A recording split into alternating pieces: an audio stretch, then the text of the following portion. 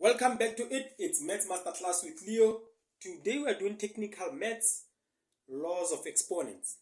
Before we start, I'd like to appreciate everyone who subscribed to the channel and everyone who's commenting and liking the channel, sharing the content with your friends because it might help them. Okay, today we're doing laws of exponents and I've came to learn a new word. Instead of saying exponents, they say this is the law of indices. So we did laws of exponents from grade 9 or 10, yeah, from grade 9 until grade 12. So it's basically, it doesn't change. The laws of exponents are just the laws of exponents, right? So in this case, the laws of exponents, I think we have about 6 laws of exponents. So the first law, it is this one, where you multiply terms of the same base, right? When you multiply terms of the same base, for example, let me say you multiply a to the power m multiplied by a to the power n. So the bases are the same. The bases in this case are a, right? We have both bases being a. So in this case, if you multiply exponents of the same base, you're gonna take, or you will take the what you call that base, or one base, and then add the exponents. As simple as that. If you have bases that are the same, you just take one base and multiply and add the exponents. Actually you add the exponents. So now let me just take a simple example. If you were to say to have 2 to the power 5 multiplied by 2 to the power 3, right? 2 to the power 5 multiplied by 2 to the power 3.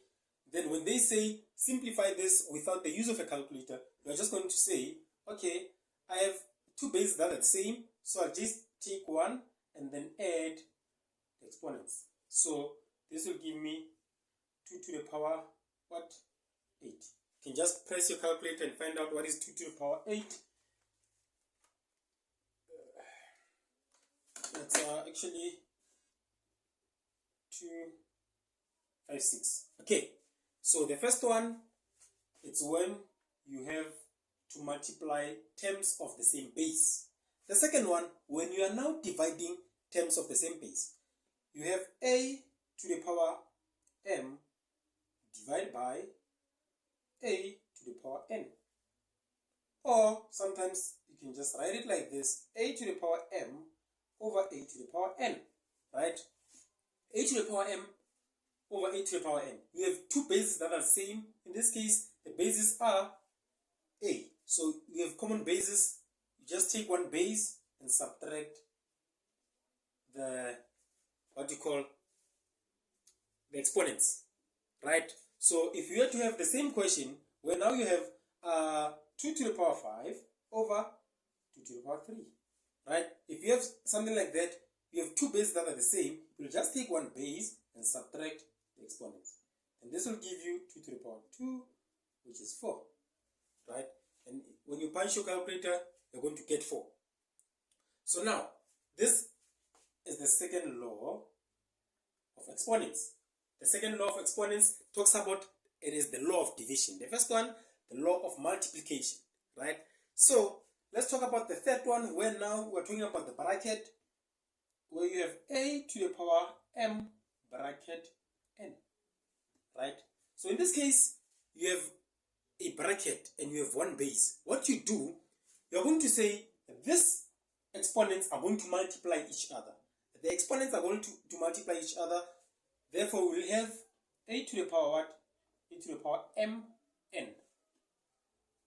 Because you're just going to say a to the power m multiplied by n, right? Which is that. That is the third law of exponents. The fourth law talks about converting fractional exponents to radical signs. Fractional exponents to radical signs, where you have to convert an exponent to what you call a square root or a cube root. So now, if you were to have, for example, this one, if you were to have example 2 to the power 5 into, in bracket 2 to the power 5 multiplied by exponent 2, then this will give you 2 to the power 5 multiplied by 2, which is 2 to the power 10. Then you can find out what is 2 to the power 10. 2 to the power 10, that's 1024, right? That is the example that I can give you right now. So now, we will take the fourth one. This is the third law, law number 4, where you have a to the power m over n, right? This can be expressed as a radical sign. So in this case, if I have a to the power m over n, how can I rewrite this in a radical sign? How can I rewrite this in terms of what we call the square roots and the cube roots? So in this case, I'll have root of n, a to the power m, right? I have root of n, a to the power m.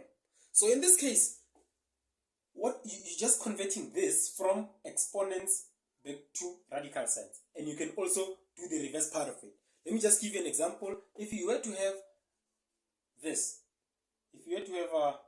this, most of the people, they know the square root of 4 is 2, but they don't know how did they get to the point where they say the square root of 4 is 2, right? So in this case, if I were to have the square root and they say simplify this without the use of a calculator, most people, guys, this is 2, but you don't know how did they get 2. So now, if I were to change this to exponents, I will have square root of 2 to the power 2. Now, it's in exponential form. But this one, I can change it because I know here, the reason it's called a square root is because it has a invisible 2. In most cases, we don't write it there, right? So, if I have that 2, I'll just say, okay, I can just say 2 to the power 2. Rewrite this in terms of a fraction, I'll have 1 over 2, right? Square root of 2 in terms of a fraction, just square root of 2, it is the same as exponent 1 over 2. If I were to have a square root of 2, it means I'm going to have a to the power half. That is how it is, right? So now, I have this. When I have this, I can use this law, the third law, to simplify this. The third law says if I have a bracket, I can multiply the exponents. So when multiplying the exponents, I'll have 2 to the power 2 multiplied by 1 over 2, right? Then when I have that, I can have 2 and 2 will cancel, I'll have to the power 1. Therefore, the square root of 4, it is 2. This is how they got to this answer. This is how they got to this answer, right? So now, let's move to the fifth or rule number 5 of exponents. Rule number 5. Now, rule number 5, if you were to have a to the power minus m, right? If you were to have a to the power minus m, rule number 5, it talks about converting negative exponents to positive exponents. Negative exponents to positive exponents. So I have a negative exponent. If I want to rewrite this into a positive exponent, I'll just say I have 1 over a to the power m. That is in a positive exponent, right? So now, if I have an example that says 2 to the power minus 2, what is 2 to the power minus 2? 2 to the power minus 2, I know it's 1 over 4. But how did they come to the point of saying 2 to the power minus 2 is 1 over 4? They said, convert this to positive exponents, 2 to the power 2, right? Now it's in positive exponents. What is 2 to the power 2? 2 to the power 2 is 4. Then that is when I have 1 over 4 now.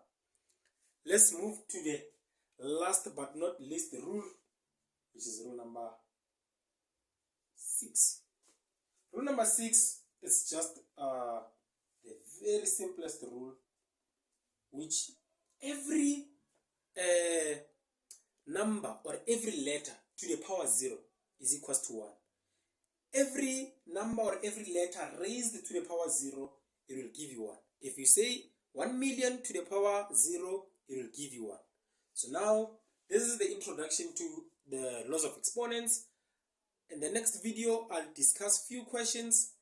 Thank you for tuning into our channel. Thank you for subscribing. Continue liking, sharing, and have a lovely day.